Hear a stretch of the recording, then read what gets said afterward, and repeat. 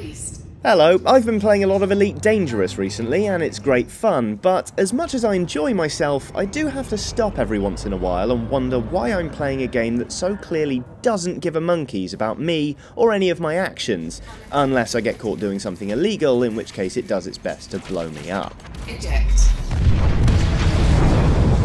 Let me explain. Elite is a game that plonks you in a spaceship with a modest amount of pocket money and a map of the galaxy.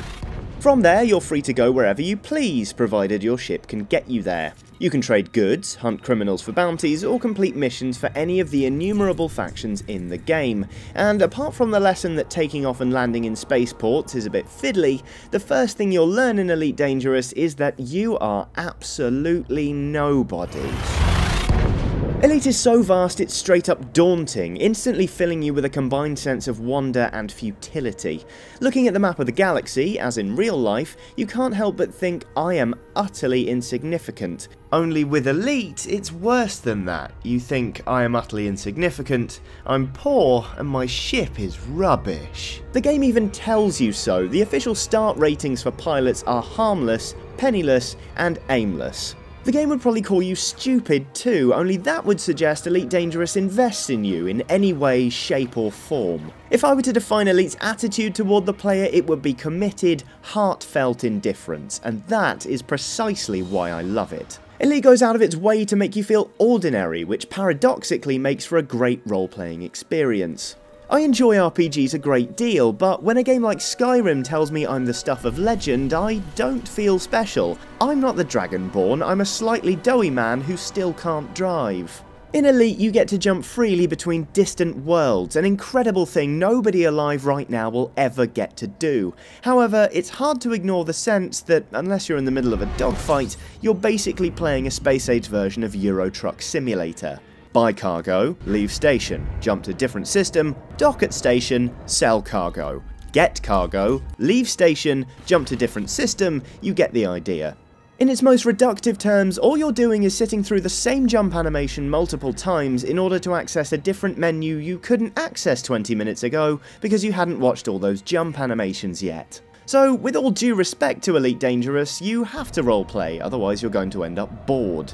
That's why I play as Commander Gaius Pullo. He's the ancestor of Silas Pullo, a character I play in a sci-fi pen and paper role-playing game called Fading Suns.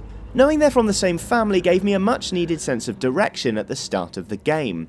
I was penniless, but my descendant Silas comes from a rich family with a proud military background.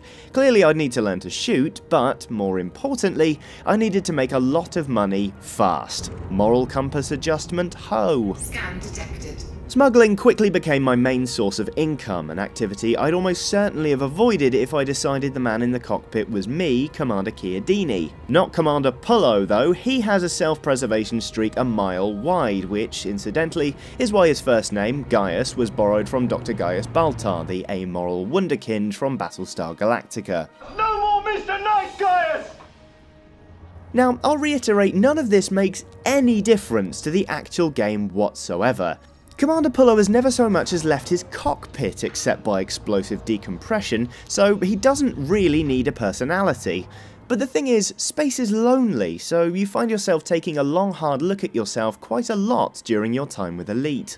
Take slavery for instance, a highly lucrative practice which is illegal in all but a handful of Elite systems. I trafficked slaves once as Commander Pullo, then vowed never to do it again. In my mind, Pullo would rather be poor than rich and unable to look at himself in the mirror. My housemate Jimmy, on the other hand, bloody loved slaving. He only decided to stop trafficking after he filled his cargo hold with slaves, then promptly crashed on his way out of the spaceport, killing 12 tons worth of humans in one go. Jimmy and I have since discussed the ethics of trafficking slaves in Elite multiple times, but the thing is, there are no character models for slaves in the game. They exist solely as canisters you can buy from a menu, the same as food cartridges, silver, or anything else you'd care to peddle on the market. It should be very easy for me not to care about the ethical implications of slavery in Elite, and yet I really do. The best thing is, we're not the only ones. People in Elite have started banding together to protect the most popular trade routes from pirates, creating a role for themselves out of nothing. It's encouraging to see because Commander Gaius Pullo has become more to me than a ship and a few menus. Commander Gaius Pullo is a mindset, which, coming from a game that ignores players so determinedly, is an extraordinary thing to foster. Even if I am still utterly insignificant, I'm poor, and my ship is rubbish. Eject.